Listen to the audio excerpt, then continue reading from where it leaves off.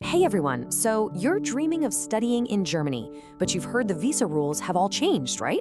Yeah, it can sound pretty overwhelming, but don't you worry. In this explainer, we're gonna break down the entire new system for you step by step. We'll turn all that confusion into a really clear plan. All right, let's get right into it. So here's what we're gonna cover. First, we'll look at what's actually different now. Then we're diving into the big one, the APS certificate. After that, we'll hit some other key visa updates you really can't ignore, map out a foolproof timeline for you, and then finish up with some final advice you can get this right on the first try. All right, first up, Germany's new rules. Let's be honest, for years, getting a German student visa felt like getting stuck in a massive traffic jam. It was a real bottleneck. But Germany realized they want talented Indian students, so they've completely rolled out a new, streamlined system. The whole point is to make it faster and way more transparent. So what's the big difference? Well, think of it like this. We're leaving the old world of, mountains of paperwork and just waiting and wondering, and moving into a new, digital-first system. And the absolute heart of this change is something called mandatory pre-verification. It's all about making sure genuine students get put at the front of the line, which speeds up the whole thing once your application is finally in. And that brings us to the most critical piece of this puzzle, your first big hurdle, the APS certificate. Seriously, this isn't just another document to check off a list. You've got to think of it as the master key that unlocks this entire new, faster process. So you're probably wondering, what on earth is APS? Well, it stands for a bit of a mouthful, Akademische Prüfstelle. But all that really means is Academic Evaluation Center. It's basically a special department inside the German embassy in New Delhi, and their only job, their one job, is to check that your Indian degrees and mark sheets are the real deal. It's this upfront check that makes everything else move so much quicker later on. And let me be absolutely crystal clear about this.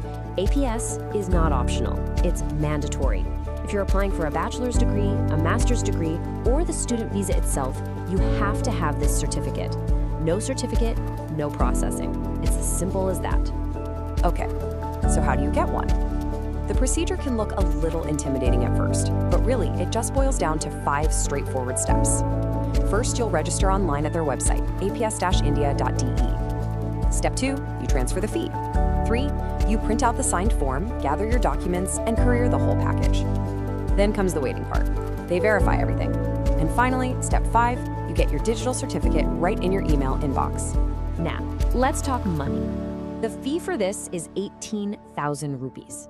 And you've got to know, this is non-refundable. So you really want to make sure your application is perfect before you hit send. A huge tip here, when you pay, you have to be super careful. Double, even triple check that your name and your passport number are exactly right in the payment reference. Simple mistakes there can cause big headaches. Okay, timing. This is so important because this is where a lot of people get tripped up. On average, you're looking at a processing time of about 3 to 6 weeks. But, and this is a big but, during those peak admission seasons, that can easily stretch to 8 weeks, maybe even more. So the takeaway here is really simple. You need to apply for this as early as you possibly can. Don't wait. And here's another big change. You can forget about waiting by the mailbox for a paper certificate. That's old news. Now you get what they call a DigZert. It's a digitally signed PDF that lands right in your email. It's got this cool digital seal on it that anyone can click to verify that it's authentic. This little digital file, this is your golden ticket. You'll use this exact file for your university applications and your visa application. So how do you make sure your application doesn't get stuck in limbo or, worse, rejected? Well, let's look at the most common reasons this happens. We're talking about things like blurry, illegible documents, or maybe your university back in India just isn't responding to their verification emails.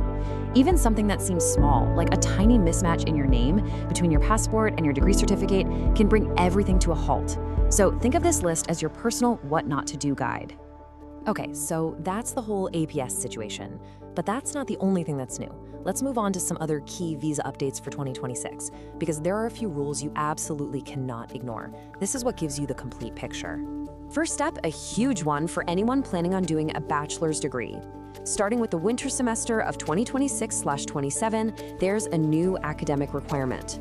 You will need a minimum overall score of 70% in your Class XII certificate. And it doesn't matter which board you're from. This applies to everyone.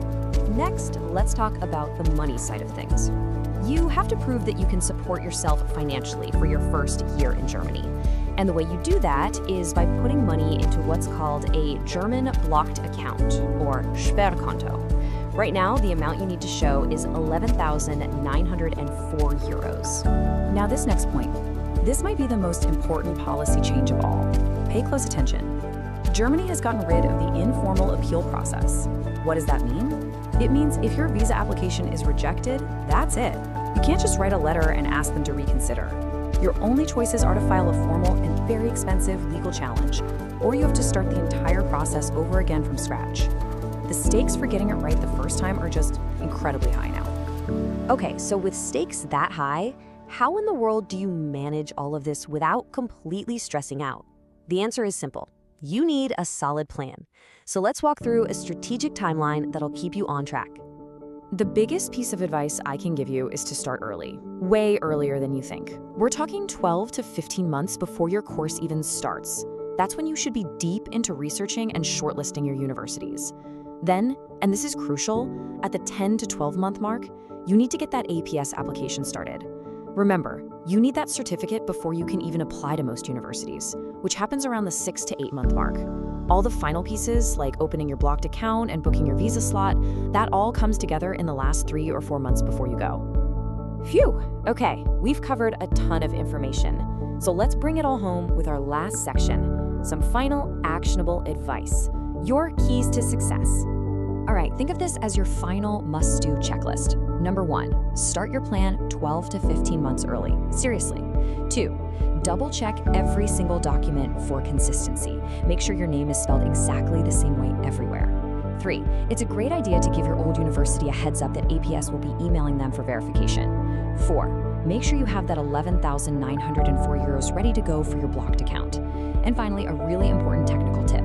When you get that digital APS certificate file, do not touch it. Don't rename it, don't edit it, submit it exactly as you received it. Look, if there's just one thing you remember from all of this, let it be this. The new German system isn't necessarily harder, but it is way, way less forgiving. It doesn't leave room for mistakes. It's really built to reward people who are precise, who are accurate, and who plan everything out well in advance. So as we finish up here, I just want to leave you with one final question to really think about. Knowing everything we've talked about, that there are no second chances with informal appeals, and that the process demands you get it perfect from the very first step, ask yourself, is your application strategy strong enough to get it right the first time? Because in this new system, careful planning isn't just a good idea anymore, it's absolutely essential.